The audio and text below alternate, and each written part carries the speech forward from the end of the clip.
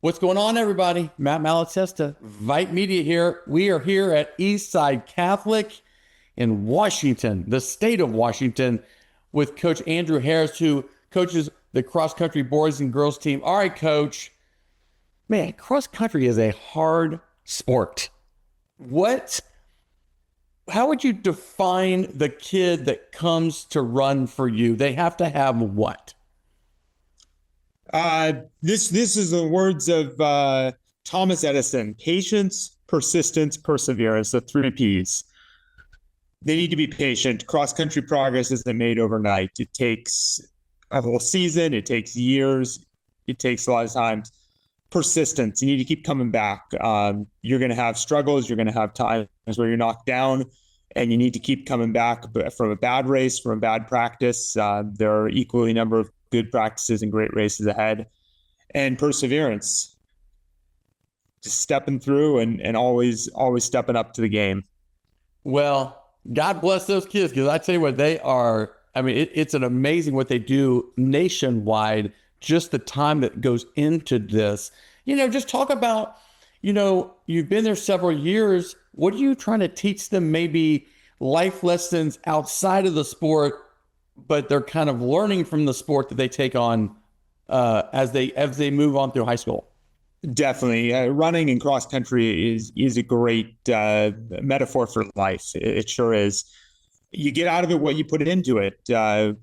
We have a few runners who put in over 500 miles this summer, and they're going to see their work pay off.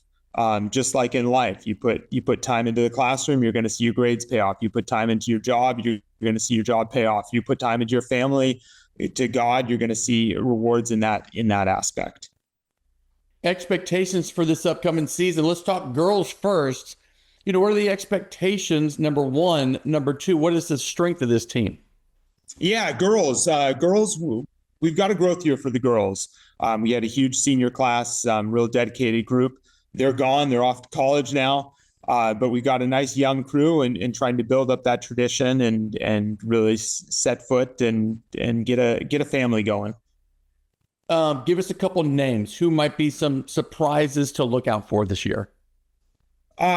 We got a few freshmen that are coming in that I'm looking forward to, but specifically our returning juniors and seniors. We got three girl captains who are awesome. Ellie Miller. You need to get some consistent training time in her, but really looking forward to seeing what she can do on the courses this year. Maia, who's our junior captain, and she's just got so much potential.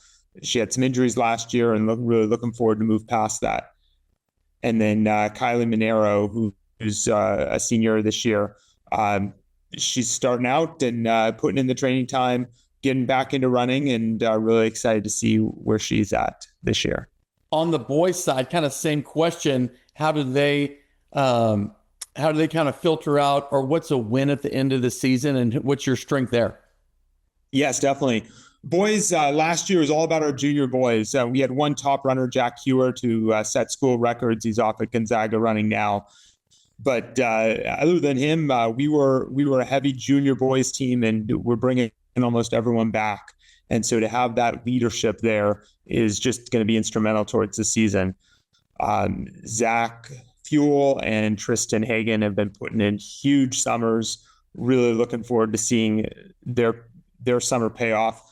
They did a 4th of July race, both PR'd at that, and limitless potential this season.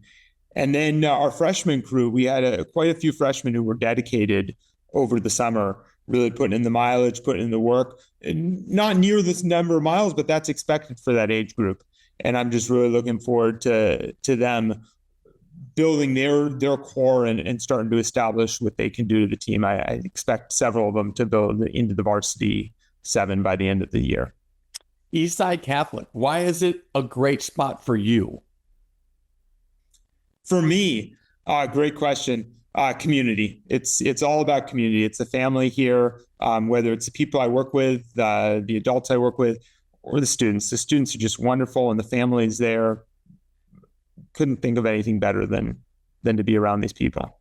And then, finally, your bug of the cross country world started when? Was it when you Did you run in high school? What's kind of been your journey here?